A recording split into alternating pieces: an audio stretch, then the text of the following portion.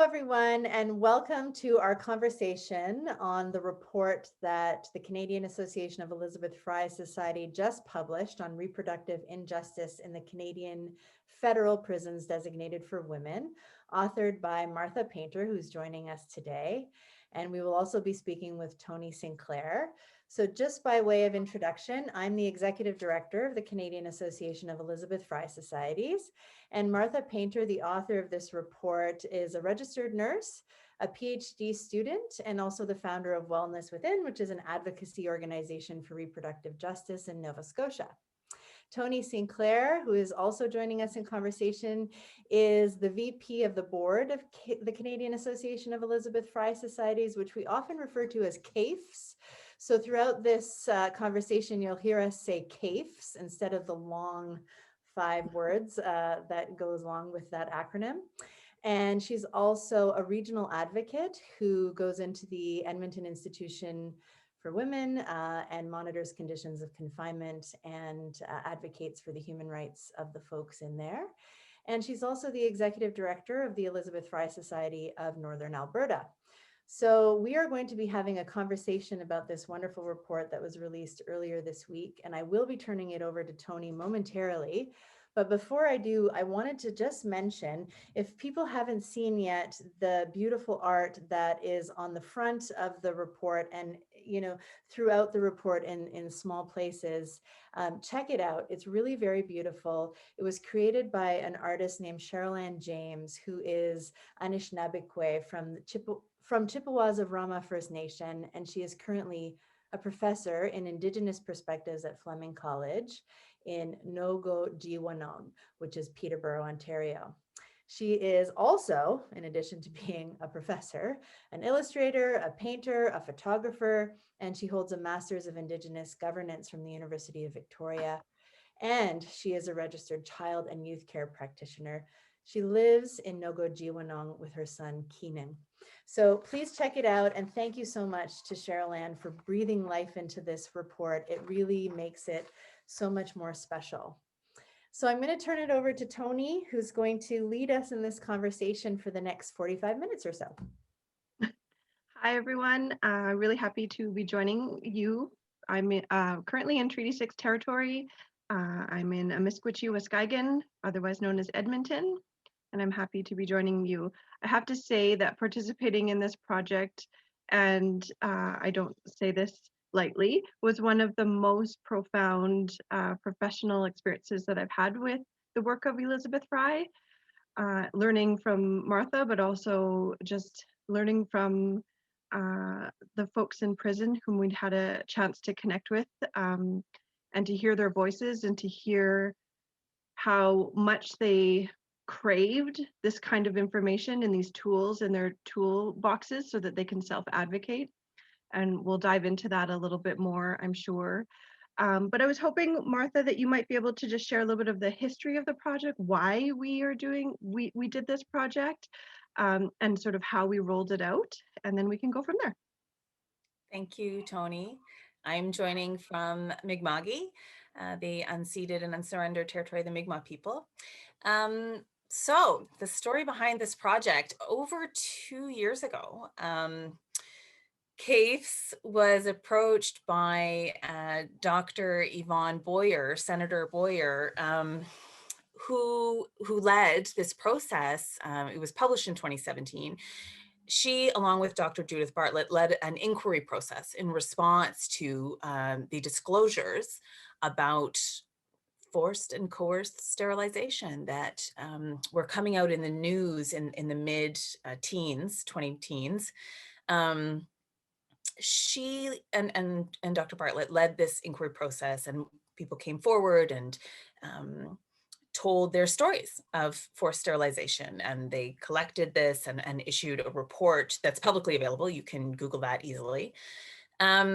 And one of her concerns, as she became more involved with, well, really the issue of women's incarceration and the incarceration of people in prisons designated for women,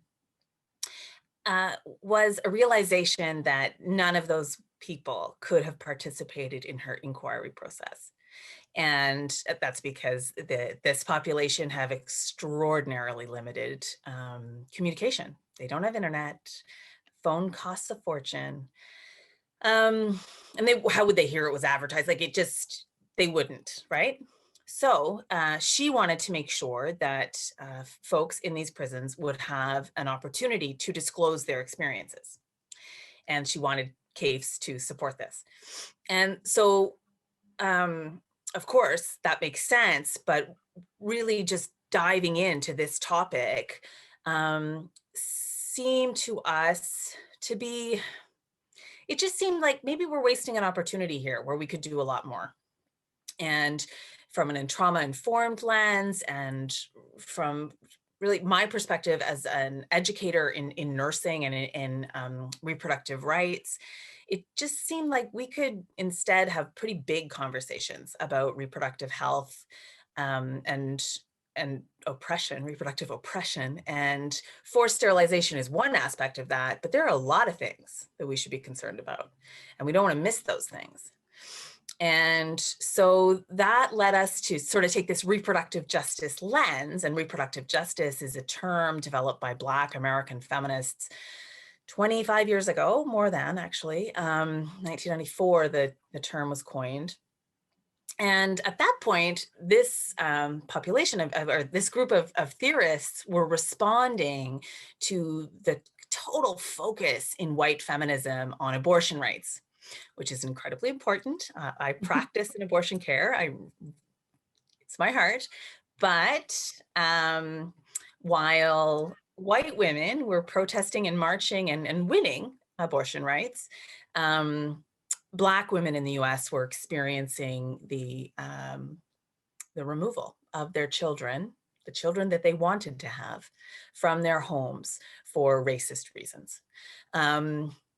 Anyway, so they developed a term that encompasses more about not just our right to not have kids, but our right to have kids and to parent those kids safely. So now, especially this year, you think about, to parent safely, you need to be safe from the police. You need to be safe from state forces hurting and killing your kids because of racism and colonialism. Okay, so we took this big lens and we worked with some elders, some CAEFS folks, some, honestly, CSC was involved. They looked at the workshop content. And yeah, then we headed out to talk. So it was a mix of, all right, let's talk about some concepts. Let's do some didactic teaching about concepts and about rights, like what you really are entitled to. And then let's hear what matters to you. That was sort of the philosophy behind our approach. And it was, as Toni says, just like stunning, so profound, so moving, often very, very painful, and often just extraordinary, the beauty and yeah, depth of what came forward. Absolutely. I remember distinctly one woman at EIFW saying, hey, this is about my body, and this is about me being able to make decisions about what happens to my body. And it was like a light bulb went off for her. And yeah, it was absolutely extraordinary. And I also loved in the process how, yes, we had sort of planned out a bit of an agenda, but every topic that you brought up, Martha, was like a light bulb for them, in that it brought out their stories and their experiences, their hurt, their trauma. And I think that was why it was critically important for us to have that trauma-informed lens through the project. That's why it was deeply connected with elders, and we smudged together, we prayed together, just spent time holding space for the pain, and allowing the women and participants a chance to tell their stories anyway, it was supremely sublime for me to be able to participate in this project. I wonder if it's actually a little bit helpful at this time to talk about sort of how we rolled it out, and in what institutions we were in. Were there differences between the institutions? I was luckily enough able to participate in the process at Edmonton Institution for Women, but did that differ across the country? Were the needs of the participants different across the country? That kind of thing. Yeah. So we started in Nova Scotia, where I am. So that was just in some ways convenient. And I have been going into Nova Institution for Women for 6 years now. As part of the work that Wellness Within does, we have a doula program for people who are pregnant at Nova. So I know the people there, and anyway, so that was where we started. And then it really wasn't a linear, coherent plan. It just how things worked for everybody who was involved, because we had to coordinate the elders and the regional advocates and what the facilities would let us do. And it was a lot of planning and then having to change because something would happen, and we'd have to adjust. And so at Nova, one of the really important themes for the participants was talking about sexual assault. And it's public news. It's in the news that there is a case right now, a lawsuit about sexual assault that occurred at Nova. And so it was really on the participants' minds. And they talked about how, you know, their first experiences of assault really happened as children. And then we saw this theme come out again and again in the workshops, that those early experiences of surviving, it started often when the participants were kids in youth facilities. And you see how dangerous that space is, and really contrasts with our idea that prisons are spaces to keep our public safe. And when you think about what happened to these kids, or these people when they were kids. So that was a big thing in Nova. And then the next place we went, I think it was Okima. Yeah, it was. And that was really like an incredible experience for me. It's such a different place. I had never been to Saskatchewan before. I was learning about the land, about what it looks like there, what it feels like there. And Okimaoki is really, really remote. We talk about prisons as spaces. Well, this is, you know, Dr. Angela Davis, who talks about we hide our social problems over there in the hidden prison space. And that's really true in Maple Creek.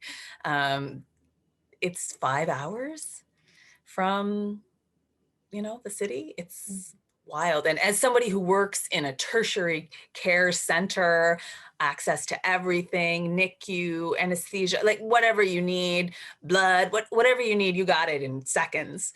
The danger that these women experienced was really glaring for me. And Okima is different from the other facilities because it's only medium and minimum security classification that are there. I don't really know how that made a difference in terms of the workshops. We only did one workshop. In most of the other places, we did several different populations. We do max, then we do medium, then we do whatever, right? Or people would have to be at program. And so we'd catch those people in the afternoon or work placement or whatever. And so we only did one session. And we did our session, and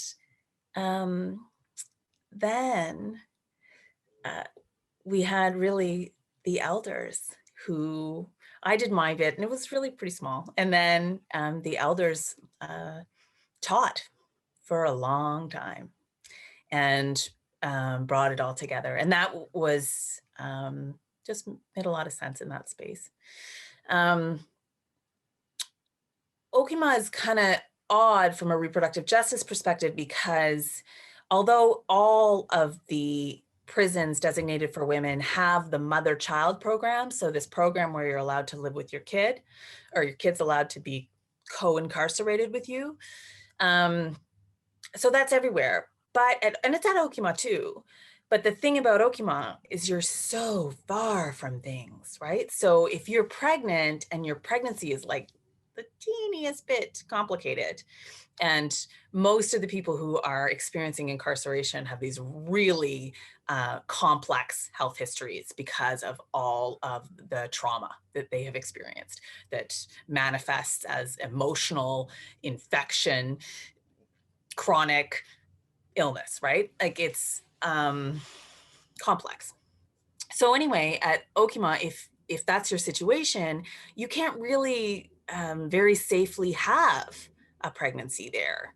And so there's a real friction between the unique opportunities that are available for people at Okima. There's this program called the Horse Program, where the women learn through, where the people learn through basically caring for horses. Anyway, so you kind of have to choose whether you're going to be able to have this access to this programming or whether you're going to be really close to clinical care. And a fundamental part of reproductive justice theory is that you get to govern what happens to your body and especially what happens to your body in birth. Anyway, so from there we went to, I actually can't remember if it was Grand Valley next or Edmonton, but I think it was Edmonton. Edmonton, okay. Yeah. And Edmonton was really striking because it was so harsh. The pods, so the way the maximum security pods work at Edmonton, really, really, really harsh. What the folks are enduring. You're really on display. It's like the panopticon, like the Foucault concept, like it's really glaring. And we did a lot of workshops at Edmonton because there's so much hierarchy between the different populations, so much separation. And in Edmonton, the participants talked about how 80% of the people in that institution are Indigenous. You know, it's, we hear, of course we hear all the time about how the numbers are now 40%, 42% of the people in prisons for women are Indigenous. But, you know, that's only like 7% at Nova. So that means somewhere it's got to be 80%. And that's what it is at Edmonton. And it's so glaring. The women call it a residential school. And yeah, that's what it is. It is totally a colonial and genocidal regime going on, clear as day. And what really struck me there is there were quite a few people who had their kids in the mother-child program, but the participants there, I recall them saying like, I think there's a program here, as if, you know, they had never, ever been told about it. I don't know, maybe 4 people can participate. They don't know what the limits are. They don't know anything about this program. And they said, we all have kids. We all want to be with our kids. I don't know how this program works, but I'm not a part of it and I want to be.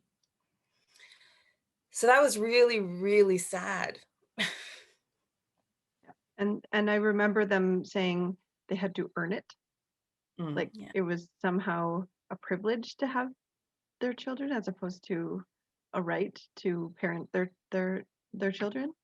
And that's not something that they said, right? Like that is in stone in the commissioner's directive. You have to be classified as minimum or medium security to be eligible. And so this is like a stepwise progression, right? You maybe start in max and work your way through good behavior down to a different security level. And there's been lots of academic work that shows that Indigenous women are disadvantaged by the classification system, that it's gender blind, and it's certainly race blind and colonialism blind. Basically, your trauma makes you risky, the more trauma you have, the more elevated your security risk. That's how you are evaluated. Yeah, trauma as a risk factor as opposed to a need. Yeah. Yeah. Yeah. And one of the things that struck me, and I know we're slightly off topic on this, but you mentioned the right to have your child, when I think, you know, in this report and in all of the literature, it's actually the right of the child to be have with the the mother, parent. right? And so, or the father or the parent. And so it's important that we stop framing it, or at least include in our framing of the arguments about why parents who are incarcerated should be with their children. We should be flipping it on its head and saying, well, it's actually the right of the child. And so many of the people who have been incarcerated or are currently incarcerated have parents who also experienced incarceration. And so we see this, you know, generational piece. So I just wanted to mention the rights thing, because I think we often tend to forget that it is the right of the child.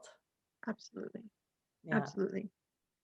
But so from Edmonton Institution for Women, did you go to Grand Valley next, or Fraser Valley? Then we went to Grand Valley, and everyone knows Grand Valley is where Ashley Smith was killed, right? Grand Valley has this hauntedness to me. It's huge institution. Edmonton's huge too, actually. And I don't know, Grand Valley, what really struck me is the incredible solidarity between the people in the sessions. It's remarkable. Some of the people had been there for decades and were so strong in terms of how they supported each other and strategized and coached, and yeah, really created another family in a way, with the other people inside. Yeah. And then the last place we went was Fraser Valley. And Fraser Valley, in all of the places we went, there were kids, there were babies in the mother-child program, except at Okima that minute. But there were babies, and at Fraser Valley, they talked about how the presence of those babies grounds everybody. And they would say, like, yeah, of course I'm jealous. I would like my baby here. But I can be jealous and also love that baby that is here. Like, I can do those two things at once. And yeah, and Fraser Valley is where I went with you, Martha, and it was an introduction to this workshop, but also to the work of CAEFS, because I had been in my role, I think 2 or 3 days at that point as the new executive director. And we went into Fraser Valley, and we conducted, I think with you, 3 workshops there. And the one quote that has always stuck out to me, which didn't make it into your report, but and is sort of peripherally linked to reproductive justice, is this young, very young person. There's so many young people. No, they're so young. Oh my God, so young. And this person was very young, and she said, you know, and she looked around, she's like, we all just really want to be loved. Yeah. And she was talking about this policing of their relationships in prison. And she mentioned that people just want to be loved. And it has stayed with me since that day, because it's a universal human truth. We all just want to be loved. And the policing of love in the prisons is related to the policing of people's bodily autonomy and reproductive justice, right? Absolutely. I remember, Martha, when you were talking to the participants about consent, that love came up in that conversation too. Yeah. and the conflation between actual consent and just sort of, but I want to be loved. And so, you know, I want to be loved. This is not really what I want, but Yeah. I guess I'll take something. exactly. Something is Well, better and than in that circumstance, people become very vulnerable to sexual assaults and being preyed upon by the people who are in power in the institutions. And so it's no surprise to me that there is a lot of discussion about sexual assault, and particularly at Nova, where it had just come out. Yeah. But that's something that I think we need to really, remind people in the general public who don't know that there's some very vulnerable people who are in prison who are made extra vulnerable by the way that the prison is set up, to being preyed upon by folks who are in power. Yeah. I mean, the whole concept, the whole infrastructure is an unjust infrastructure where you are not in control of your body. It is taken from you. And one of the first things the participants talk about is about, what does autonomy mean? What does that mean to be safe? And they talk about how sovereignty over the body is connected to sovereignty over the land, over to identity. It's big, right? But another thing that made me think of, Emilie, when you raised that, was about the policing of relationships, is how we do not talk enough about how the population of people incarcerated in prisons for women are identify as LGBTQ, two-spirit, right? So like recent research shows 29% of people in prisons for women identify as lesbian or bisexual. Like, what are we doing to serve the needs of this population, when we definitely aren't doing basic traditional women's health work at all well, right? So it's an intersection, to use that language, that is rarely considered. I think that intersection piece is critically important. I'm cognizant that there might be folks watching this who have very little sort of background in reproductive justice. And you had started, Martha, to mention the fundamental components of it, like the intersectionality being one, and it's anti-racist, which is topical right now as we are in Black History Month.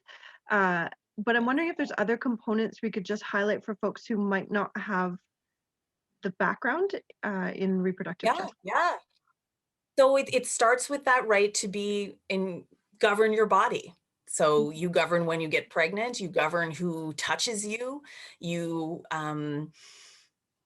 but also you have the right to express your sexuality and your gender. Who you are is right. And it's very inclusive of different types of gender expressions. And, it didn't really start out that way in 1994, but it certainly has evolved to incorporate new types of, or layers, let's say.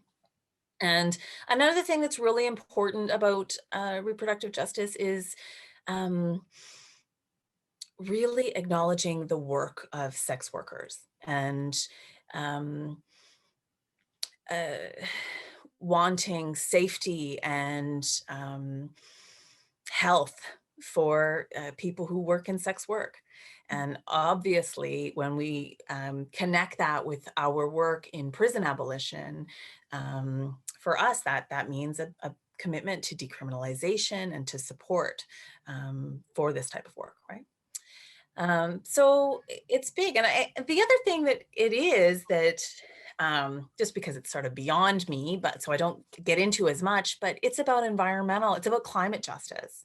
And there's this great quote in the report about a woman who said, talking about her home and saying something along the lines of like, yeah, if the water is dirty in my community, in my First Nation community, then how can I have a baby safely? How can I parent in safety?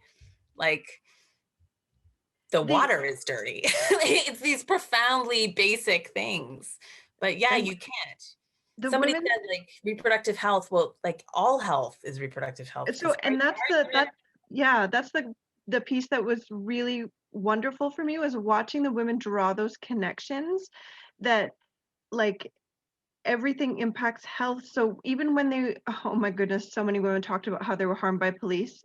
Like there should be no question as to why we have the stats we do as an organization about abolishing policing, and it's rooted in the stories of those who we work with, and how many of them have been harmed by police. And so, and for them to draw the connections though, that if you hurt me, I'm impacted as a mother, as a parent. And if I'm unwell, if my trauma caused me to develop an addiction or worsened my mental health, how am I supposed to parent effectively? Like to see them draw those connections was like unbelievable and profound. And that's the kinds of messaging I want everyone to sort of take away from this kind of work, was that it's not just about sex, it's about all. Yeah. And the participants said things like, you know, this content is new, but I also knew all this. Yeah. But now that you've told me it this way, it's validating so many things I thought already. But to know that there are pieces of the Corrections and Conditional Release Act that guarantee my right to healthcare, or parts of the Bangkok rules that say my children should be counted, my reproductive health matters and should be taken care of, right? Like all of these things, I'm talking about Ewanchuk and the participants saying, I know it's not okay, but now I know exactly where in the case law it says that it's not okay. So that's good. I like that. And they just came out of the workshops with tools, maybe some. Well, and it's interesting because the way that this reproductive justice workshop meshes with the work that CAEFS had begun in the prisons with the human rights in action handbooks to really expand and have conversations with people about the fact that because you're in prison, your human rights do not end. You still retain your human rights. And the reproductive justice piece really fits into the whole discussion around other human rights that people have. To go back to two of your points, one of them was around gender and the identity and expression. In the workshops that I participated in at Fraser Valley, there were trans women who participated in those workshops. And to understand that reproductive justice is for everyone. Everyone. Yeah, and that was really a great piece that came out of that. And then also to talk a little bit about the sex work piece, we're going to get to this, I think, hopefully towards the end of our conversation that we have today, but there are recommendations in this report around steps that CAEFS will be taking in the future in response to what we learned. And Martha really laid them out for us as the author of this report very clearly, and we looked at them and we've responded. And in having shared this report over the last week, people have been reading it, which is fabulous. I'm always excited when you share something, you're not ever sure if anybody's going to actually read it. So that is exciting. And then the second thing that is exciting about that is people are looking at the recommendations and looking at the commitments that CAEFS is making around this. In our work, and particularly looking at sex work and what we are committing to as an organization. And so we'll talk about that a little bit later, but I thought, it was really important that that in our discussions around reproductive justice, that it leads to something, that it actually leads to us, looking at our work differently and incorporating that into the stuff that we do already. Absolutely. It's important that this not just be a report that sits on a desk. It has to be actionable and has to sort of drive us and those who do this work forward, which I think it will. I would think it will. I wanted to, I flagged a couple things that were brought up that I think would be really great for those who are watching to have some context around. Not everyone might be familiar with the Ewanchuk decision, and I actually really enjoyed, Martha, how you explained it to the women. I'm not sure if you remember like how, but it helped them to actually like they got it really quickly, and then they had their own stories right away So after, many. like immediately after hearing about the Ewanchuk decision. So I was wondering if you could just explain a little bit about the decision, and then we can maybe unpack that a little bit as to how the women responded. And I think this is, I'm not a lawyer and I am a nurse. And I think that storytelling is a really effective way to communicate the law. And I think it's also the only way I can do it because I'm not a lawyer. So with Ewanchuk, we talked about how the Ewanchuk decision, Ewanchuk is the man involved, not the young woman who is unnamed. And the young woman, she was 17 at the time, goes for a job interview and is taken into basically a trailer with the door locked behind her for this job interview. And during the job interview, Ewanchuk touches her leg and she pulls away, and he touches her leg again and again, higher up her leg. And basically she escapes. But that was the content of the sexual assault. And he was found guilty for sexually assaulting her. Sexual assault in Canada is unwanted sexual touching, all unwanted sexual touching. And when we talked about that, like every single person just, that happened to me, that happened to me, that happened to me, and this boss did that to me, right?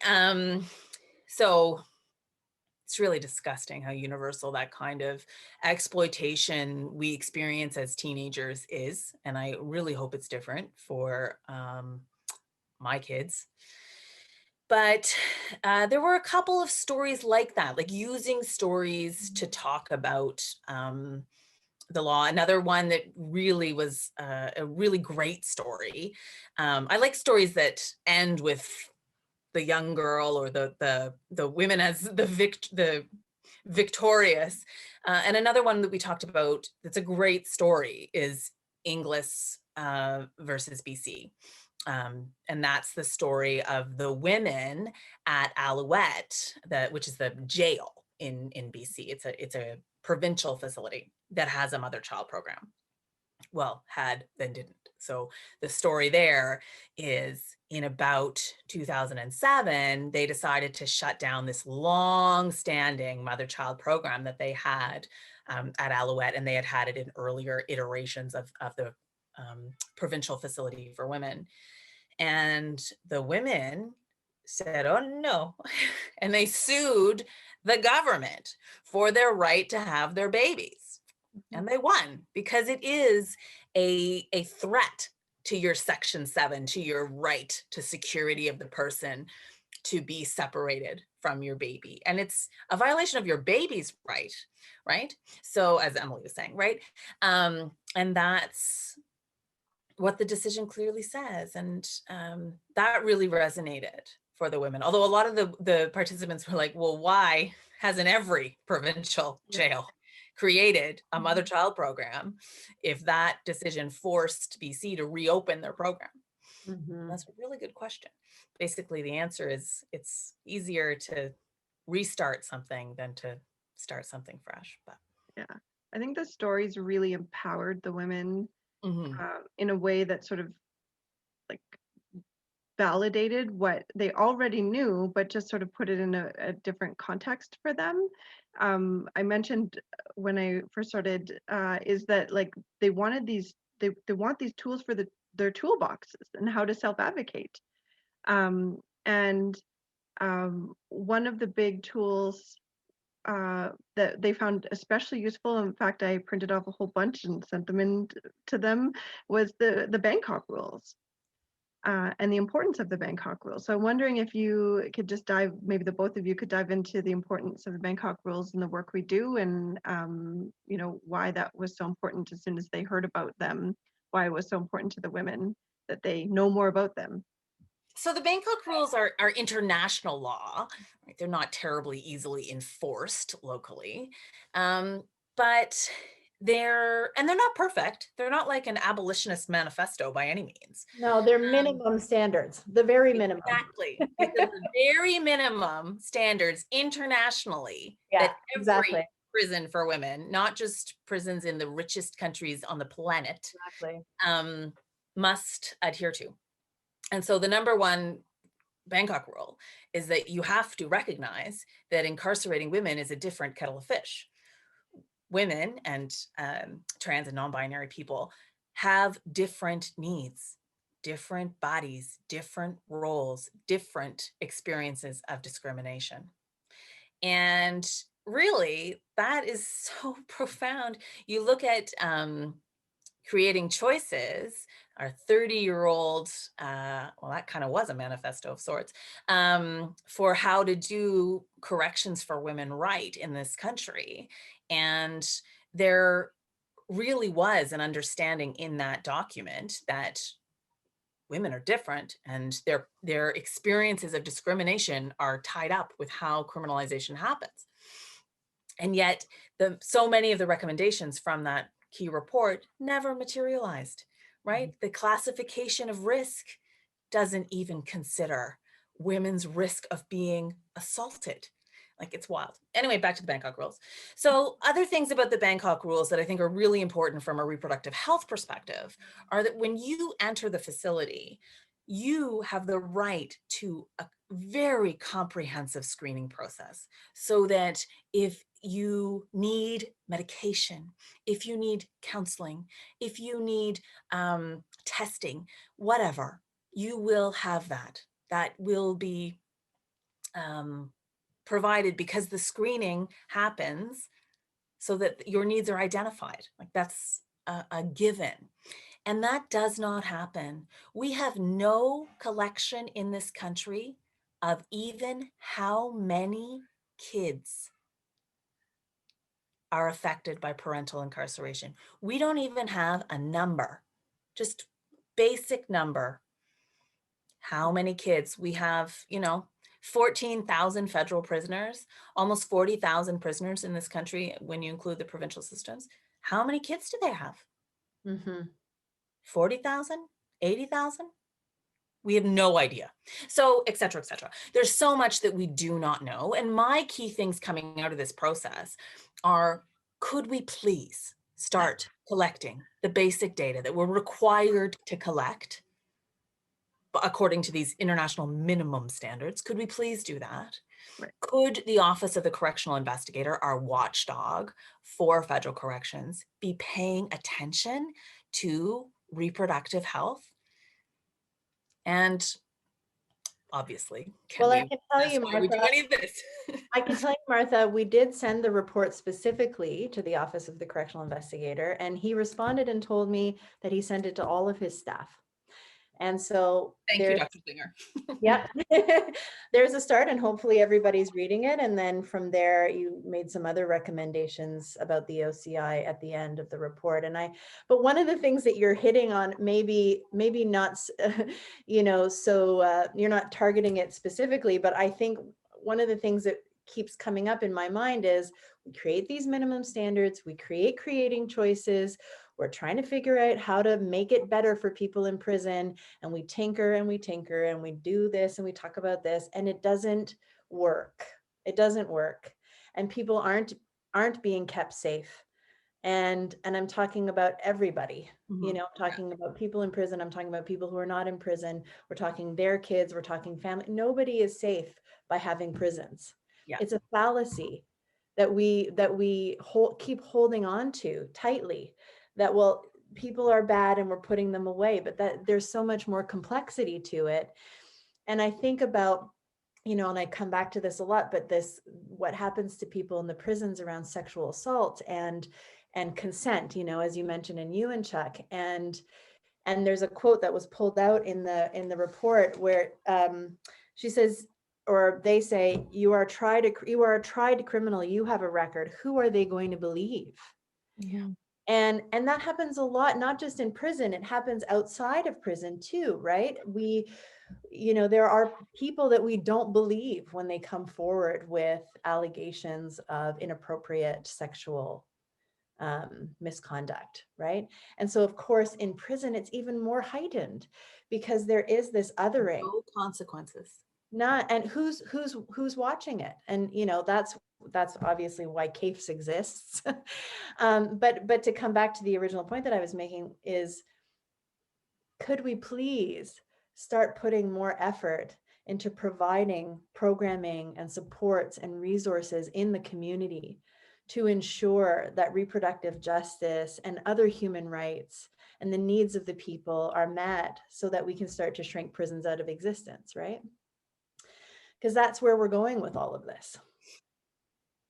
Absolutely. I Yeah, think the we, second Bangkok rule is that, you consider whether or not the person has kids, and they should stay home if they have kids to take care of. That's a good idea. So, and, a lot of the participants took that and were like, oh my God, I had a GLADU report, but I didn't have like a kid report. Nobody asked me in my sentencing how my kids were going to be affected from this for generations. and That really stuck with them. how troubling it is to hear so many of their stories where their GLADU reports are used against them and Oh yeah. amplified their risk. Yeah, exactly. And like, it is so, there's so many layers of the stories being so deeply, deeply troubling, and that's why this report and the action that comes from it needs to create momentum and movement forward, because it speaks to all of the harm that's being perpetuated with the status quo. Those of us who work in this and do this work tell folks, like, judges sentence folks to incarceration, they don't sentence folks to further trauma and to like, and that's what they're experiencing, is that further traumatic impact that is lifelong. And so what we know about prisoners is, unless they die in prison, they will be released, they will rejoin our communities. And so how do we want them to rejoin our communities?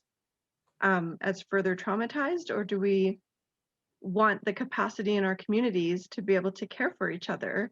Because we all know folks who have served time in prison who are in our communities doing wonderful things and contributing meaningfully, and have their children with them, and are resilient and have taught us many, many, many lessons along the way. And so we can't basically, to summarize, I just, like, it's really critically important we not give up on anyone, especially those in our prisons right now. And so we owe it to them to implement the recommendations in this report. So we've spoken to a number of them already, but wondering if we can just highlight some of the critical ones that CAEFS is going to prioritize in our next fiscal, and try and carry forward through the work of our locals, and really push for substantive change and movement towards that abolition, move the abolition needle in the proper direction. Well, I mean, there are so many good recommendations, and I was looking through them again, and I'm pleased to report that we've started actioning a lot of them.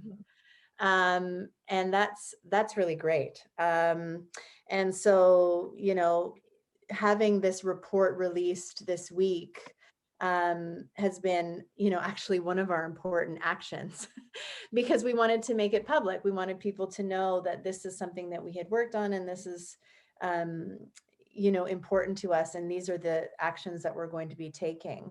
And Emilie, I sorry to interrupt you, but like the participants say things like, I do not think the public knows. Exactly. That we get sent to SEG when we are having mental distress. Right. I do not think the public knows that we get sent to SEG naked. I do not think the public knows, right? Like these just jarring truths So the public has to know them. And for Cheryl Ann's beautiful illustration. Otherwise, I don't think people would want to open this. And No. I think it's key. I think it's gorgeous. I think it's key. And then the women's voices the people's voices come out, right? I Sorry, think that's I interrupted really you. true. No, I think it's true. And I think now I'm on to another thought because of your comment, which is that you spoke about at the beginning, which initiated all of this work, was around the forced sterilization of Indigenous women, and how we did talk about that in the workshops. And there's so much that the public doesn't know that goes on in prison. There's so much that the public doesn't know about what goes on in the lives of vulnerable people all the time. And that includes being vulnerable to systems that are racist and, forcibly sterilize people because of who they are. And that's just not right. So, I think that all of that is part of this. And so looking at these recommendations like education in federal prisons for women, which we've started to say designated for women, because as we all know, there are trans men in those prisons, there are non-binary folks in those prisons, there are two-spirit folks in those prisons. So it's not just women in those prisons. We already have advocates going in. This is a really big focus for the work that we do at CAEFS. So certainly to expand it to include reproductive justice, we are redoing our Human Rights in Action Handbook, and we're including a chapter on reproductive justice, which is really important. We're also taking the recommendations around, the charter, the CCRA, the Bangkok rules, the Mandela rules, and making little pamphlets so that people can, understand what they are, quite quickly and simply, but then expanding it beyond, the responsibility of the individual to change, but looking at how we can start to affect change in society, and looking at education of the legal profession, because that will help inform how many people go into prison in the first place. Education of the healthcare profession, which Martha, you can speak to at length, child protective services, family court, how we can start to take the learning from this and put it into action is all actually part of our operational plan for this year. So I do invite people who are watching this talk, because I think we're way over the time that we had intended to be. And probably we could talk for hours longer, but I do invite people to look at the very end of the report, at the recommendations and at our response, and to be in touch with us. If you think that there's something that you can help us with, and we can, work together on, we're certainly open to that, because I think that there's so much that we can do better together. So I'll leave it there, because I think there's more that I could say about that, unless you have something specific you wanted to ask Toni or Martha. I think to wrap us up, I think, okay, we're in a global pandemic. That's not going to go away anytime soon. It has impacted our most vulnerable citizens across the country, across the world. But it has adversely impacted our prisoners in ways that many of us with privilege could never imagine. And so I think a lot of us are questioning, this is not going to be the only emergency of this scale that we are faced with. So what do we need to do, and what does the community at large need to do to push for change, to protect the most vulnerable citizens amongst us who belong in our communities? A bit of a loaded One of the things I'd like to kind of push on right as we're ending is carceral feminism, and how we need to work past that.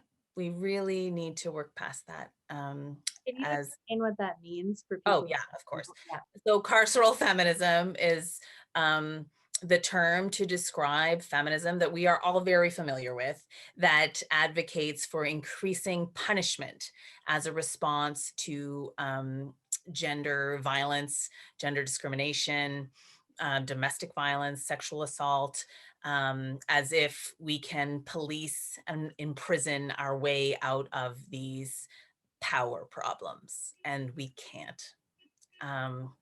And increasing the punitive response to these things actually hurts women. There were so many women so many people, mostly women, who responded that they were in prison because they had fought back, and they became the perpetrator of domestic violence, and harsh domestic violence laws hurt them. And so when we're thinking about how are we going to redesign our society to respond to this disaster, honestly, I can't even imagine how, a year ago we did this project. It's just unthinkable in the current reality in the prisons. Totally unthinkable. I have no idea when they will ever let us back in as volunteers. Anyway, I'm getting very off, but that's when we think about what's the next disaster, we really just need to confront our impulse to punishment. Yeah, And because the quote that you have and you pulled out for this report is, women in prison can be victim, victim, victim to abuse their whole life. And then they finally react. She finally says enough, and now she's in jail. And it's a complicated answer, right? Like, it's not an easy fix.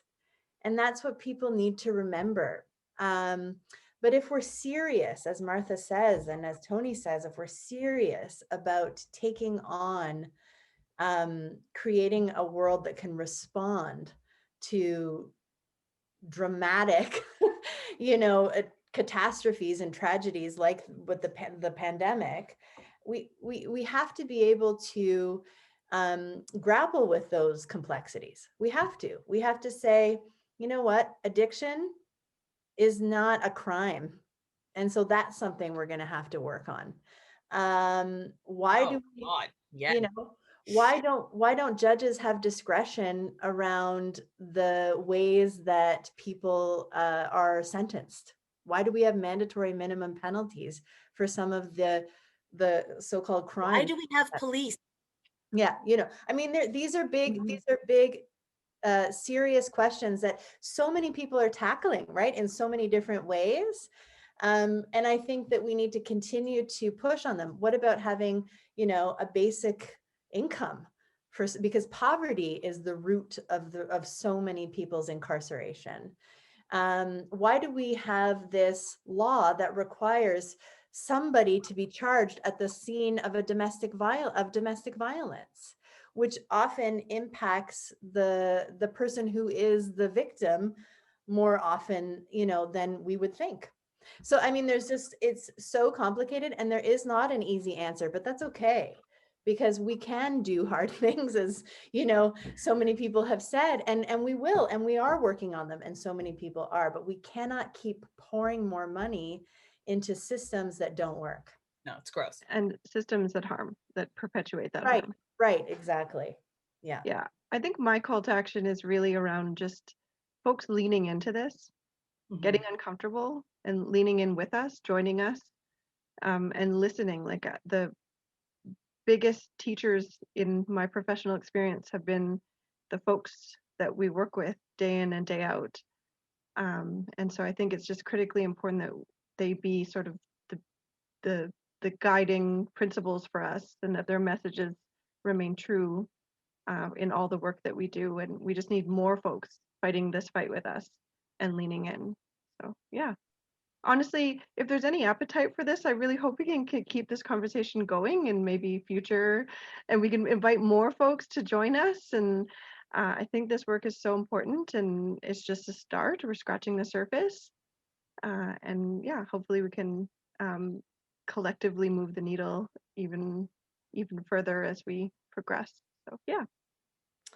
Thank you, Toni, for leading us in this conversation. And thank you, Martha, for all the work that you did and this report. It is really important work. And thank you also to Senator Boyer for instigating all of this. And, you know, thank you importantly to all of the people who contributed to the workshops and shared their very personal and, you know, sometimes really hard experiences with us, because it has allowed us to learn and to move forward.